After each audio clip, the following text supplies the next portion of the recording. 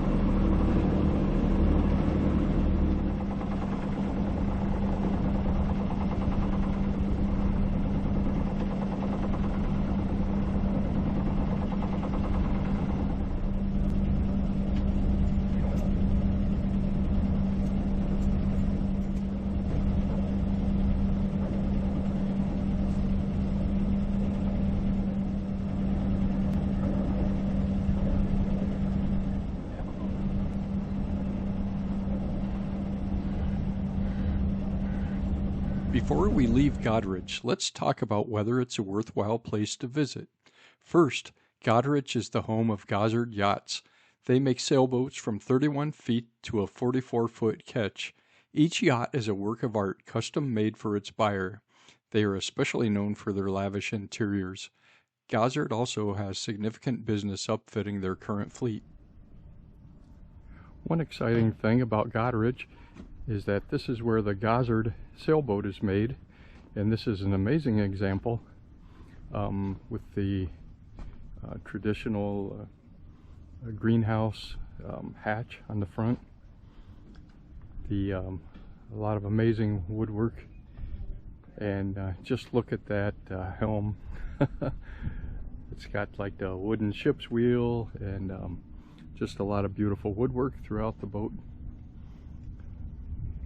And I bet it will be a lot of fun to cruise in this thing. Yeah, there it is. Gozzard 36, it says on the rail there.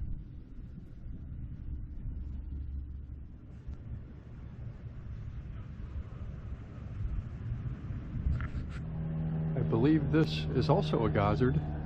I don't know what size, but this one is for sale.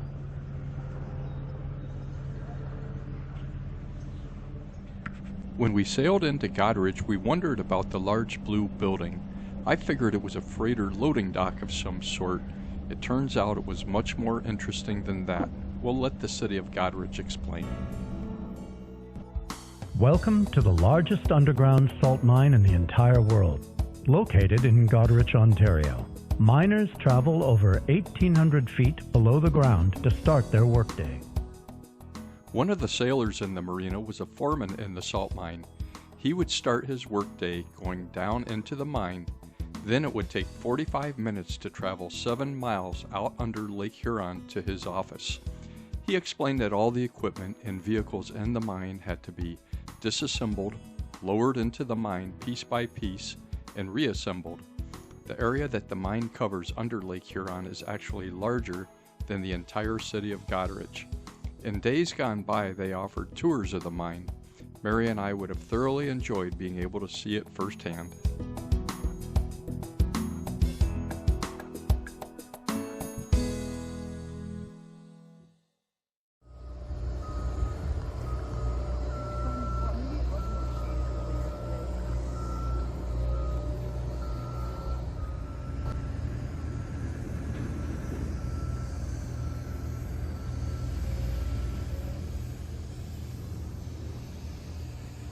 One of the things I really admire about the Canadian spirit is that nothing stands in the way of their dreams. Sometimes this might result in jumping a boat across a road to get to a lake on the other side, or strapping a hang glider to a snowmobile to access a remote lake.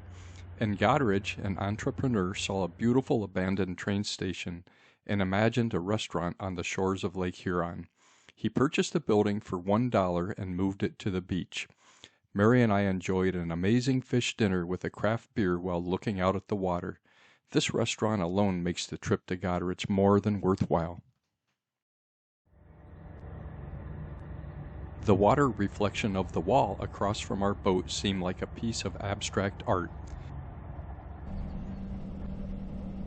In summary, Goderich is an amazing place to visit. We look forward to going back, especially if they bring back tours of the mine. Right now we're out in the middle of Lake Huron and we can't see land in any direction. It's fairly calm out here, very calm.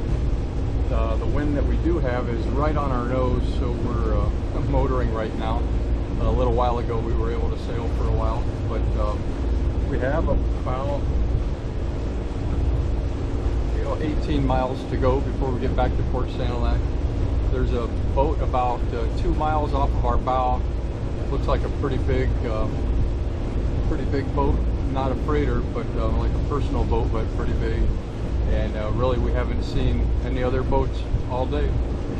But it's a beautiful day out here.